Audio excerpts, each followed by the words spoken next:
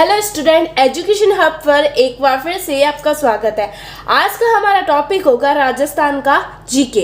राजस्थान की जीके में हम करने जा रहे हैं राजस्थान का साहित्य टॉपिक इम्पोर्टेंट है और हर एग्जाम की दृष्टि से एक ना एक क्वेश्चन पूछा ही जाता है। क्यों ना हम इस टॉपिक को कंप्लीट कर लें और आपका ये क्वेश्चन कभी छूटे ना। पार्ट 1 और पार्ट 2 दो क्लासों में मैं आपका साहित्य कंप्लीट करवा दूंगी और इनमें से कुछ भी क्वेश्चन बाहर से नहीं आएगा, इसलिए आप हमारा वीडियो बिना स्किप किए ध्यान से देखना जरूर। चलो शुरू करते हैं। साहित्य आपको सबको पता ही होगा, साहित्य एक इम्पॉर्टेंट पार्ट है। साहित्य में जैसे होता है संगीत साहित्य, संगीत के बारे में होता है, वचनिका होती है और पहले साहित्य। अब देखो साहित्य में है पहले रासो साहित्य। रासो साहित्य में क्या होता है, राजाओं के युद्ध एवं शौर्य वीरता का उल्लेख होता है। अब पहली पुस्तक देखिए रासो साहित्य में तो क्या है, मैं इम्पोर्टेंट चीज़ें बताती जाऊंगी और जिसमें जो पुस्तक इम्पोर्टेंट है उसके अंदर कुछ बताना मेन, तो वो भी बताती जाऊंगी। पहला है पृथ्वीराज रासो। पृथ्वीराज रासो अब सबको पता होगा पृथ्वीराज रासो किसने लिखा था, सबको पता होगा चंद्रवदय ने, चंद्रवरदय।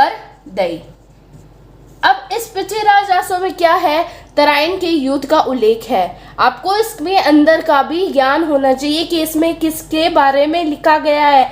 इसमें क्या है, चंद्रवदय का मतलब तराइन के युद्ध का उल्लेख है। कौन से युद्ध का, तराइन के युद्ध का उल्लेख है।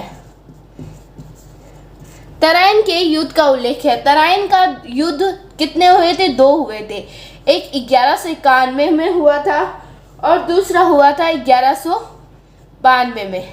ठीक है, ये सब हम हिस्ट्री में पढ़ लेंगे। अब देखो इसमें पृथ्वीराज रासो में किसके युद्ध का उल्लेख है, तराइन के युद्ध का उल्लेख है। नेक्स्ट चलते हैं। नेक्स्ट सेकंड साहित्य आता है। सेकंड आता है साहित्य पृथ्वीराज विजय। पृथ्वीराज विजय। अब पृथ्वीराज विजय किसने लिखा था, जयनायक ने। किसने लिखा था, जयनायक। ये जयनायक कहाँ का था, रेजिडेंस कहाँ का था, कश्मीर का था। बस इतना ही याद रखना इस पुस्तक में। तीसरा रास तरंगिनी। रास तरंगिनी। रास तरंगिनी। रास तरंगिनी किसने लिखी थी, किसने लिखी थी, कलहरण ने। किसने, इंपॉर्टेंट है, कलहरण ने। अब रास तरंगिनी में क्या है, कश्मीर का इतिहास का उल्लेख है। कश्मीर के इतिहास का क्या है, वर्णन है। किसमें, रास तरंगिनी में। 3 इंपॉर्टेंट कुछ पुस्तकें हो गई, ये आप मेरे सीक्वेंस वाइज याद करते जाइए। नेक्स्ट करते हैं। नेक्स्ट आती है 4 नंबर। 4 नंबर में आता है खुमान रासो। खुमान रासो। खुमान रासो किसने लिखी थी, दलपत विजय। दलपत विजय। अब इस खुमान रासो में एक इंपॉर्टेंट टॉपिक है। इसमें क्या है, मेवाड़ का उल्लेख है। क्या है, मेवाड़ का। क्या है, मेवाड़ का उल्लेख है। कहाँ से, बप्पा रावल। मेवाड़ का क्या है, उल्लेख है। बस इतना ही याद रखना है। और खुमान रासो किस शैली में है, पिंगल शैली में है। कौन सी शैली में, पिंगल शैली में। नेक्स्ट आगे बढ़ते हैं। 5वां विजयपाल रासो। विजयपाल रासो। अब विजयपाल रासो किसने लिखा था, विजयपाल रासो नरसिंह। किसने लिखा था, नरसिंह। नरसिंह। इसमें क्या है, करौली के शासक है विजयपाल। करौली के शासक विजयपाल का क्या है, उल्लेख है। और ये भी कौन सी भाषा में है, पिंगल में है। ध्यान रखना कौन सी भाषा में, पिंगल में। नेक्स्ट 6 नंबर है सगत रासो। सगत रासो इंपॉर्टेंट है। पेपर में आ भी चुकी है। सगत रासो ये पटवार एग्जाम में आ चुका है। सगत रासो गिरदर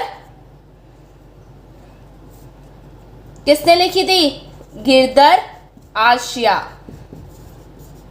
अब ये सगत रासो कौन सी भाषा में? डिंगल में है। कौन सी भाषा में है? डिंगल में है। कौन सी भाषा में? डिंगल में है। अब इस सगत रासो में क्या है? इम्पोर्टेंट है, स्टार लगा लेना।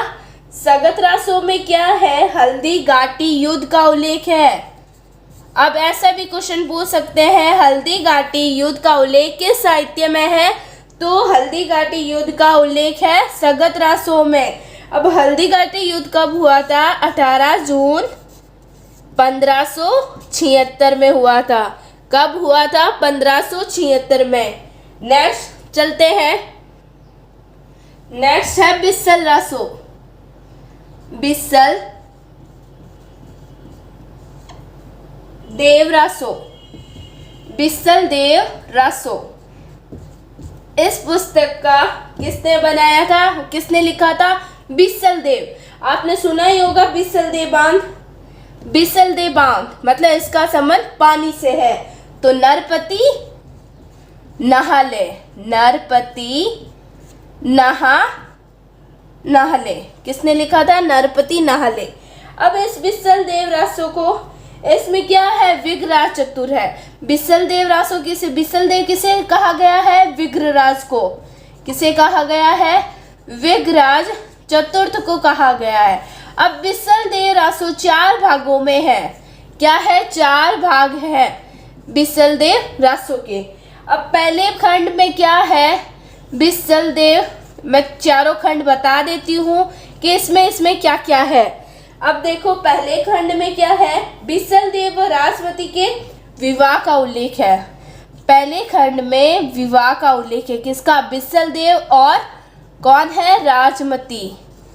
राजमती के विवाह का उल्लेख है। अब दूसरे खंड में क्या है? बिस्सल देव, बिस्सल देव क्या कर जाता है? रूठ जाता है। बिस्सल देव रूठ जाता है और कहाँ चला जाता है? खानदेश उड़ीसा चला जाता है। कहाँ चला जाता है? खानदेश उड़ीसा। पहले पार्ट में विवाह का उल्लेख है, दूसरे में बिस्सल देव क्या हो जाता है? रूठ जाता है। तीसरे में क्या है? राजमती का विरह का उल्लेख है। राजमती के विरह का उल्लेख है। चौथे में क्या होता है? बिस्सल देव खुद ही क्या जाकर किसको मना लेता है? राजमती को। तो क्या है? मिलन का उल्लेख है। ये 4 भाग है। नेक्स्ट देखते हैं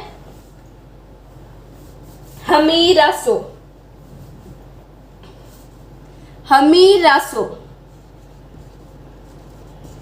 हमीर रासो किसने लिखी थी? हमीर रासो जोगराज, जोधराज, जोगराज या इसे सारंगधर भी कहते हैं। सारंगधर। अब इसमें पता है हमीर कौन सा हमीर है? रणथंभौर के राजा हमीर देव का उल्लेख है। इसके बारे में क्या कहा गया है? तिलिया तेल हमीर चढ़े चढ़े ना दूची बात। ये क्या है? अलाउद्दीन खिलजी और हमीर देव का युद्ध का उल्लेख है। आगे चलते हैं। अब आता है हमीर की एक पुस्तक है हमीर हट। हमीर हट, हट हट चंद्रशेखर, याद कर लो। हमीर हट चंद्रशेखर। तो किसने लिखी थी? चंद्रशेखर ने। किसने लिखी थी? हमीर हट, हट चंद्रशेखर। हमीर मर्दन, हमीर मर्द मर्दन, हमीर मर्द मदन पुस्तक किसने लिखी थी? जय सिंह सूरी। जय सिंह सूरी। जो भी मैं लिखा रही हूँ वो एग्जाम की दृष्टि से बेहद इंपॉर्टेंट है, इसलिए ध्यान से देखना जरूर। सती रासो, सती रासो, सती रासो किसने लिखा था? सूर्यमल मिश्रण। सूर्यमल मिश्रण ने क्या लिखा था? सती रासो। नेक्स्ट शत्रुशाल रासो। शत्रुशाल रासो शत्रुशाल रासो किसने लिखा था? डूंगर जी ने। किसने लिखा था? डूंगर जी ने। अब शत्रुशाल रासो में क्या है? बूंदी के इतिहास का उल्लेख है। बूंदी के इतिहास का क्या है? उल्लेख है। अब राणो रासो, राणो रासो, राणो रासो पुस्तक का जो है किसने लिखा? दयाल दास ने। दयाल दास ने। अब इस राणो रासो में किसका उल्लेख है? राणा रासो में मेवाड़ का उल्लेख है। किसमें उल्लेख है? किसका? इसमें भी मेवाड़ का उल्लेख है। नेक्स्ट, अब देखो रतन रासो। रतन रासो की पुस्तक किसने लिखी थी? कवि कुंभकर्ण। कवि कुंभकर्ण इस रतन रासो में जालोर के राजा का उल्लेख है। और नेक्स्ट आता है बुध रासो। बुध रासो जल सिंह ने लिखी थी और बुध रासो में बूंदी के शासक बुध सिंह का उल्लेख मिलता है। इंपॉर्टेंट है, आपको इसके अंदर जो डिटेल है वह भी याद करनी है। मैं वही करवा रही हूँ जो एग्जाम की दृष्टि से इंपॉर्टेंट है, बाकी अदर चीजें नहीं करवा रही। नेक्स्ट आ जाता है ख्यात। अब देखो ख्यात क्या है? ख्यात। अब ख्यात में क्या होता है? इस ख्यात में क्या है? राजाओं की मान मर्यादाओं द्वारा लिखे गए साहित्य क्या कहलाते हैं? ख्यात कहलाते हैं। अब यहाँ से हो गए ख्यात स्टार्ट। ख्यात करेंगे हम नेक्स्ट वीडियो में। यदि आज का वीडियो आपके लिए हेल्पफुल है या आपको पसंद आया है तो इसे ज़्यादा से ज़्यादा लाइक कीजिए और अपने दोस्तों को शेयर कीजिए। और अगर आप हमारे चैनल पे पहली बार आए हैं तो ऐसी सारी वीडियो देखने के लिए आप हमारे चैनल को सब्सक्राइब कर लीजिए ताकि आने वाली हर वीडियो की नोटिफिकेशन आपको समय से मिल सके। चलो हम मिलते हैं एक नेक्स्ट वीडियो में एक नेक्स्ट टॉपिक के साथ।